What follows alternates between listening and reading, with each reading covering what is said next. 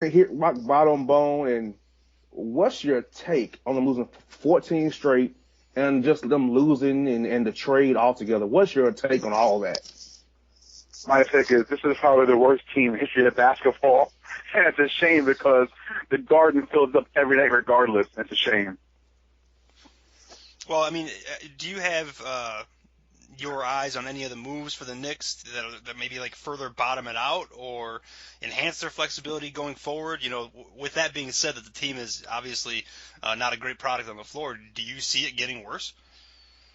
Yeah, because it's gonna be nothing but D-League call-ups, and the scrap heap guys. And it's crazy because I wrote in an article earlier this week that there's still room to grow as far as salary cap wise. They still have Amari at 20 plus. They have Bargnani at 12. They have Calderon at 7, and they have Jason Smith at 3. So there's still room to grow as far as cap relief. I mean, it might get worse. Now, Bone, how about maybe trading away a Pablo Prigioni or Jose Calderon to get some cap space? Because those are the only guys I see with numbers outside of Melo for next year. So is Calderon on the block maybe? Well, I wouldn't say Calderon is on the block, but he's not totally safe. I mean, he is still due $7 million, and he is on the books next year as well. There are only 4 guys on this current roster who are on the books next year, and that's Melo, Hardaway, Calderon, and Cleanthony Early. So, I mean, I wouldn't say that Calderon is on the block, but if there's a deal he had, I wouldn't think that Phil hesitate too much because you know what? It's already hit rock bottom. It can't get much worse. So let's just see what happens after that. And speaking of the future, would the Knicks be better served using their cap space in 2016 if they crap out this year's class, or use it on maybe try to woo an Aldridge or a Rondo or a Love or a Gasol, or just, hold on and wait for a better opportunity? Yeah, it's funny because Phil is totally looking ahead to 15 and 16 summers. But honestly, I can't see them getting any A-listers. I don't see them getting Aldridge. I think he's staying put. I don't think they're getting Marcus Gasol. I don't think they get Kawhi Leonard or Kevin Durant or any of these guys, even Kevin Love. If I was Phil, I would base my searches on guys who are like B-level, like Aaron Aflalo or Rick Monroe in Detroit. Those are some guys, or Paul Millsap in Atlanta. Those are guys I think that are cap friendly and won't cost max dollars. Because really, there's not a lot of max dollar guys out there.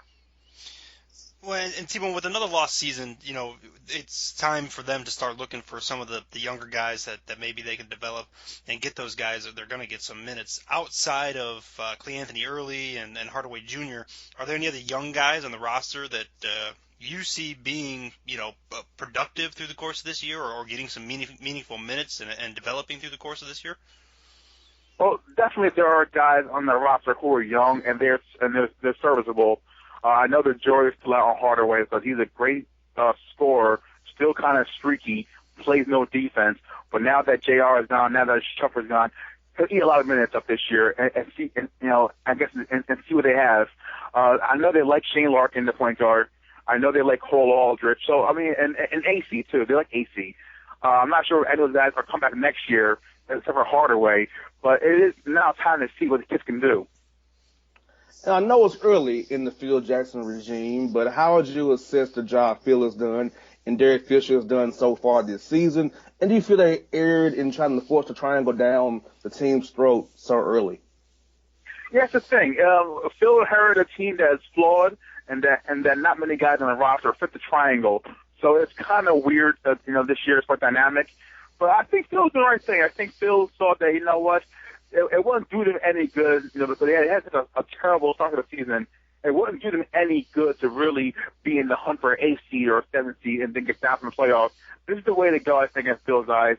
I think it's time to tank it up and then have a terrible draft, a terrible record, and then hopefully get the kid Okafor from Duke and build around that and him and Melo.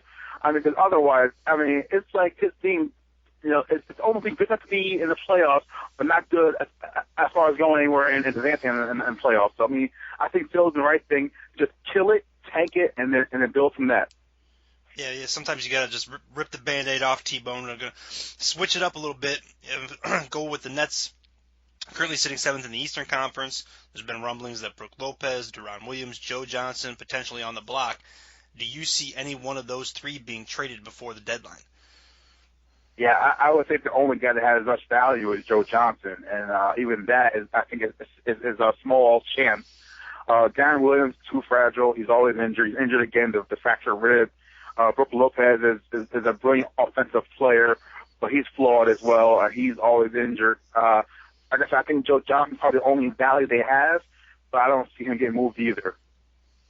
Now, Bone, would the Nets be a prime example of just going in all in and crapping out? Because they tried to pull a Nick move and rebuild on the fly by giving up draft picks, oversigning people, making poor trades in hopes of people that's kind of on the downside come back up when they play for Brooklyn. So would you say that the Nets, in all their might, kind of copied the Knicks formula, and then they're crapping out, about to have to bottom out real soon to rebuild up Atlanta Hollins and those guys after Garnett goes and Darren Williams' contract expires, Joe Johnson expires. So where do you see the Nets kind of going to the Knicks path real soon?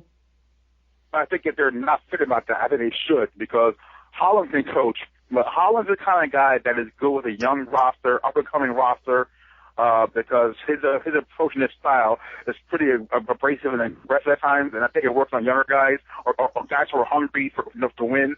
For a veteran team like the Nets, and for a team that's always injury plagued and older, I would say that they should probably do it all over again as well, and then blow it up. But I'm not sure if they can do that, with their situation as far as the salary cap and as far as the tax threshold. It's going to be very hard for the Nets to get below everything. The Knicks at least have promise, because they have about $30+ million coming on, off the books this year, this next summer coming up, and their salary next year total right now is about $32 million as opposed to $87 million this year. The Nets, on the other hand, are so cash strapped that I don't know if they hope right now for them. I hear that. Take it to the NFL, man. Your G-Man ended up 6-10 this year after some early season struggles. Tom Coughlin's back in 2015. I thought he should have been let go. He has fired Perry Field, defensive coordinator. If the G-Man have another subpar season, T-Bone, is Coughlin done in New York? And also, any word on who he's targeting to replace Perry Field going forward as defensive coordinator? Well, first, I did agree with the fact that brought back Coughlin. I like Coughlin. I think he's a great coach. I think that he was hamstrung over the years with some bad drafts. And the owner, John Mara, even said as much. He said that this past year's draft with Beckham and those guys, that was a very solid draft. And the one prior to that was okay. But the ones, about 3 or 4 years ago were just terrible drafts. And Mara said himself that Tom was kind of hamstrung with that. So with that being said, though, this is Tom's probably last try, because you know what? He's quote-unquote fired Gilbride. He now let go of Perry Fields. Now next man up is going to be him. So it's on Coughlin to have a better year next year. It's up to Jerry to have some talent on that roster to help Tom. But I think the Giants are building something. I like their youth in the roster. I like young guys, and I think actually arrow's pointing up on them. Yeah, I mean, eventually you run out of people to fire, in that regard. So I agree with you there. But, just curious what areas you feel that the team needs to improve on for, next season to kind of, get them over the hump back in the race in the East. Yeah, I definitely think they need the O-line fixed again. I mean, it's at least a third year running where the O-line has been patchwork. Injury prone or guys aren't just very good. So I think the O-line, it starts there. I think they need some more youth and pass rushers on the D-line. I think the key is whether they do with Pierre Paul's contract. I'm sure probably get franchised if they can work out a long-term deal. So, but they need another bookend with that JCP, and they need another linebacker to get after the passer. They got the kid Devin Kennard from USC, who's outstanding. He's a thumper. I mean, by getting at Tennessee Titans, he knocked out Member from 2 shots. I mean, this kid is a thumper, but they need someone else to complement him. The secondary, they just need to get healthy. I mean, that secondary I thought coming into last season was going to be really good, but the injuries hit them hard. So I would say the O-line and the pass rushing DN or linebacker is definitely atop the list. And finally, Bone, before you go, man, what's the buzz on the new coach and GM of the Jets. We've been hearing a lot of names interviewing up in New York for both jobs. So who are you hearing that may end up getting that job in GM? And so talk to us about the Jets a little bit before you go. Yeah, I think I heard the biggest name, obviously, is the guy in Seattle, the D coordinator. But the thing is with the Jets, are they patient enough to wait it out? Because Seattle looks like they're having a huge run in them, as far as playoff run, and then that way, once the season ends, it might end in February. So do the Jets have enough patience to wait it out? I say they should. If you got a guy in your side that and they know the slam dunk and the guy you want, you wait it out and be patient with it. And I don't know if Woody can be patient. Woody's kind of impetuous for her old man, so I don't know if he can. But I would say wait it out and get the guy from Seattle. Yes, indeed. Well, Bone, as always, brother, it's good to have you on the show, man. We got to do it again real soon, man. Anytime, man. I'm always here for you guys. Anytime. All right, brother. You take it easy. Happy New Year to you. Thank you, guys. Appreciate you. Stay warm. I'm trying to. I'm trying to. And that was our man, talking T-Bone Williams, NJ.com up there, covering the Knicks and the Giants. Coming up next, ESPN.com, True Hoop writer Kevin Arnowitz coming on the show.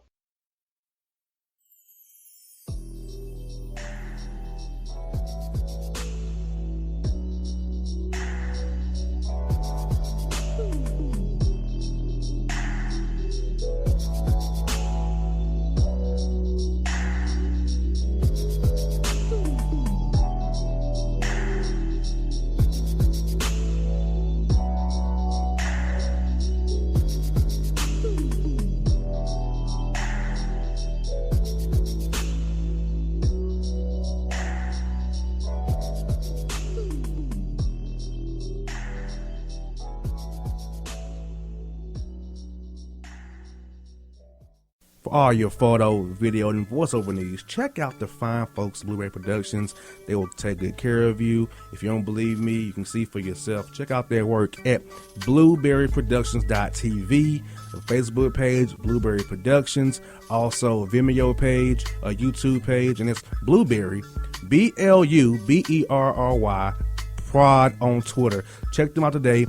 Blueberry Productions, great people, great work, great service. Hip-hop fans, I got a great album for you. The debut album from Family Grind ENT, True Speech and 313 Fresh. We're going to give you 2 discs, 33 songs of pure, genuine hip-hop.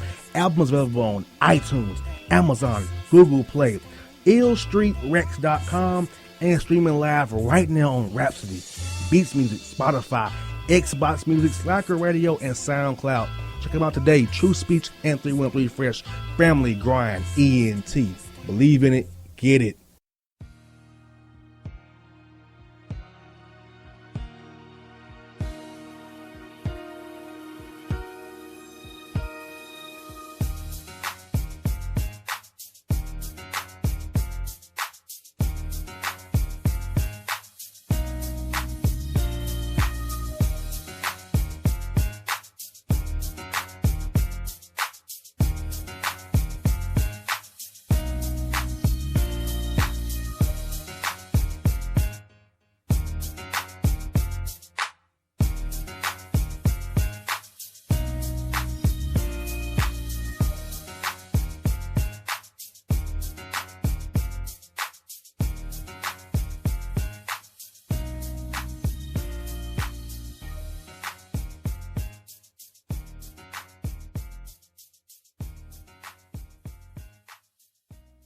But to the JR The Bossman Show with John Beck. This is JR The Bossman here. We was just joined by Tony T-Bone Williams talking about the New York Knicks, and we're joined by a writer for ESPN.com, Kevin Arnowitz. Kevin, how are you doing today, buddy? I'm doing well. How are you? I'm doing great, and I want to have you on the show because the piece you wrote for ESPN.com hit home with me because for many years I've had discussions about the Hawks and trying to get the fans to come out, and the Hawks being Atlanta's team, not being everybody else's team that they drill on and drive on. And so I want to know what sparked you to write the article about the Hawks reselling themselves to the city of Atlanta, because that's something they need to do and reconnect with all the fans, get people to actually like the Hawks, not just jump on the bandwagon when they winning, but even when they're tough times, still stick with the team through thick and thin. You know, I mean, what spurred it is actually, the interesting thing is it was a piece I wanted to do long before the Bruce Levinson email surfaced, largely because I grew up in Atlanta during the Dominique era, was a huge fan. I mean, there was a